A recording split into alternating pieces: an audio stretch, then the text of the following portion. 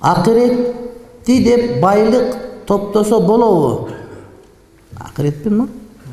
Мисалы кайрымдуулук жолоңдо эми байлык топтосо болбойт деген сөз жок бизде.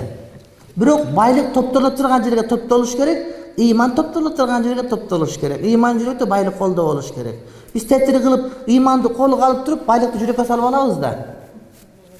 Ал ушундай деңиз байлыкты жакшы кезекет бербейбиз дагы, адамдарга мен мусулман деп мактана беребиз биз. Орун алмаштырып коюш керек, маселе бүттү. Ыйман жүрөктө, байлык колдо болуш керек. Ошондо бардык ордуна келет.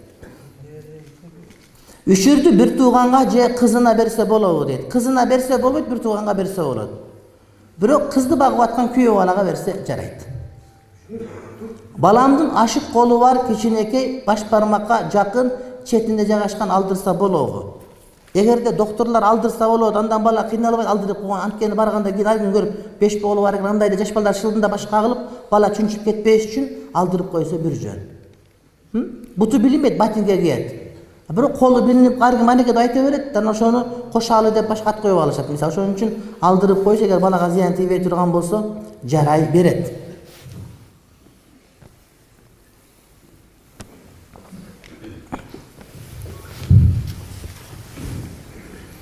Atım palança.